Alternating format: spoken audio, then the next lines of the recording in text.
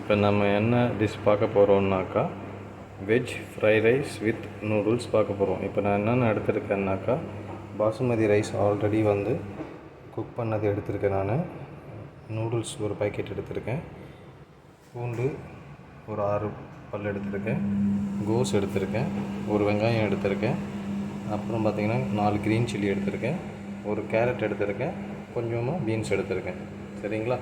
இப்போ அடுத்து என்ன பண்ணுறதுன்னு நான் சொல்கிறேன் உங்களுக்கு. சரிங்களா? பார்த்திங்கனாக்கா நம்ம மேகியை தண்ணியில் போட்டு வேக வச்சு ட்ரைன் பண்ணிப்போம். மேகி கொஞ்சம் வெந்த உடனே நான் வந்து ஆயில் லைட்டாக சேர்த்து மிக்ஸ் பண்ணி விட்டுக்கிறேன்.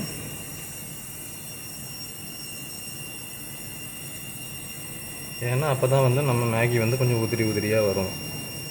வந்து ஒரு 75% வெந்துடுச்சு. அப்படி சாப்பிட்டா தான் நூடுல்ஸ் நல்லாயிருக்கும். அதனால் வெந்துடுச்சு. இப்போ நான் அதை வந்து வடிகட்டிக்கிறேன்.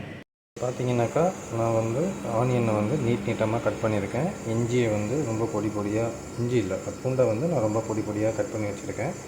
ப்ளஸ் கோஸ் கட் பண்ணி வச்சுருக்கேன், பச்சை மிளகாவை வந்து அப்படியே நீட்டு வாக்கில் கட் பண்ணியிருக்கேன், கேரட் கட் பண்ணி வச்சுருக்கேன், பீன்ஸ் கட் பண்ணி வச்சுருக்கேன். ப்ளஸ் நம்ம அந்த மேகி பேக்கெட்டில் வர அந்த மசாலாவையும் நம்ம சேர்க்க போகிறோம். பார்த்திங்கனாக்கா நான் ஆயிலை சேர்த்துட்டேன். ஆயில் வந்து கொஞ்சம் சூடானோடனே இப்போ ஃபஸ்ட்டு இஞ்சி கட் பண்ணி வச்சுருக்கேன், இஞ்சி போட்டு நல்லா வதக்கிக்கணும். இது வந்து நல்லா வதங்கினோடனே நான் வந்து ஆனியனை சேர்த்துக்கிறேன். வெங்காயம் வதங்கிட்டு இருக்கும் போது நம்ம பச்சை மிளகாவை ஆட் பண்ணிக்கிறோம். இப்போ பாருங்கள், வெங்காயம் நல்லா வதங்கிடுச்சு. இப்போ நம்ம எல்லா காயுமே கேரட், பீன்ஸு, கோஸ் எல்லாத்தையுமே ஆட் பண்ணிக்க போகிறோம். சரிங்களா? எல்லா காயும் சேர்த்து நம்ம வதக்கிட்டுருக்கோம். இது கூட வந்து நம்ம உப்பு ஆட் பண்ணிப்போம். இப்போ உப்பு போட்டு நல்லா மிக்ஸ் பண்ணி விட்டாச்சு. சரிங்களா?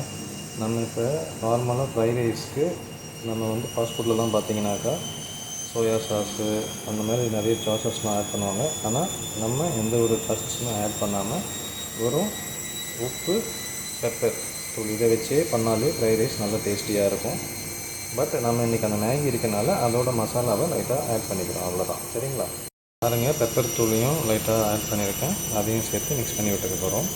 இந்த மேகி பேக்கெட்டோட வந்து இந்த சாஸஸையும் இந்த மசாலாவையும் ஆட் பண்ணிக்க போகிறோம். அந்த சாஸஸும் இந்த மசாலாவும் ஆட் பண்ணிவிட்டு அதை மிக்ஸ் பண்ணி விட்டுக்கிறேன். பாருங்கள், சாஸெல்லாம் போட்டு மிக்ஸ் பண்ணியாச்சு, நல்லாவும் காய்கறியெல்லாம் வெந்துடுச்சு. இப்போ நம்ம அந்த நூடுல்ஸையும் ரைஸையும் நம்ம ஆட் பண்ணிக்க போகிறோம். அந்த ரைஸு, நூடுல்ஸ் இதை வந்து நம்ம மிக்ஸ் பண்ணியாச்சு. நமக்கு வந்து இன்றைக்கி ரைஸோட குவான்டிட்டி அதிகமாக இருந்ததுனால ஃபுல்லாக ரைஸாக தெரியுது. இதேமாதிரி நீங்கள் உங்களுக்கு ரைஸ் பிடிச்சிருந்தா இதே ப்ரொசீஜரில் ரைஸை மட்டும் போட்டு ஃப்ரைட் ரைஸும் பண்ணிக்கலாம், நூடுல்ஸ் மட்டும் போட்டு ஒரு வெஜிடபிள் நூடுல்ஸ் கூட பண்ணிக்கலாம். வியூவர்ஸ், அவ்வளோதான். நம்ம இன்றைக்கி vegetable fried rice with noodles பண்ணிட்டோம்.